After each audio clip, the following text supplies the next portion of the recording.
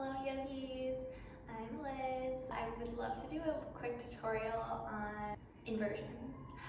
So specifically today we'll be working on our forearm headstand. So instead of a tripod headstand where your hands are planted and the top of your head, we're gonna press our forearms down and the top of our head. So I like this personally a little bit better because I can really press into the floor with my forearms instead of putting any pressure on my head and neck. The first thing we're going to work on is pressing into the floor with our forearms.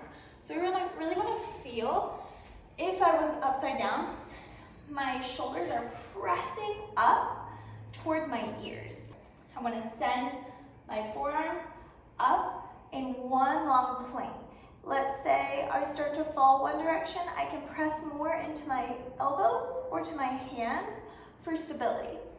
So bring a mat or a padded surface over to a wall. Especially if you don't feel as comfortable with headstands, I really recommend using the wall to help you. So we'll walk over to our wall.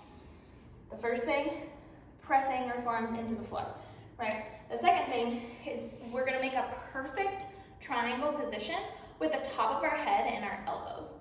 So if I was looking, if you were the mat, I would look like this. So my elbows aren't splayed out, I'm not making a line, but I'm making a perfectly angled three-sided triangle.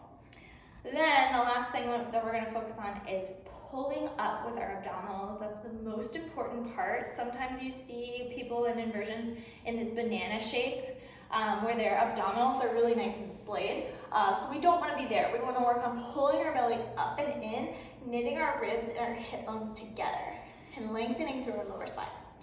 So with that being said, let's get started. So we'll place our head down, cradle your head with your hands. So a nice cradle position. I don't recommend doing this because if you fall back, then you'll roll over your neck and that doesn't feel good. So just hand over hand. Right, cradling the back of your head. Then send your elbows right below your shoulders and then rest your head down. So, first step is really pressing down into the floor with our forearms. So feel that here. You can really shrug your shoulders forward. That's the sensation that we're going for. So we cradle your head, lift your hips up, and walk your feet close to your hands. You can bend your knees here. Focus on sending your hips up.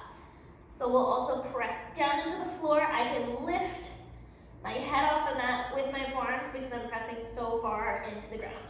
Now, once you're here, option to lift one toe up and really squeeze your knee into your abdominals. Send your hips up and squeeze.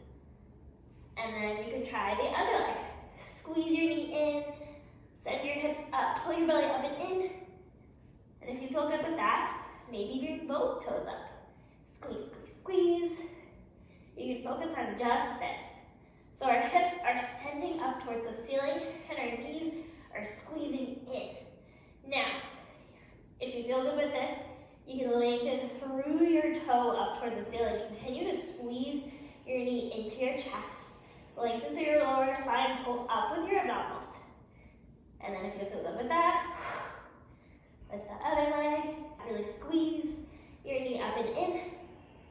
If you feel good with that, you can send your hips up, send your toes up, pull your belly up and in, squeeze your glutes forward, lengthen through your toes, send energy through your arms, forearms pressing deeply into the earth.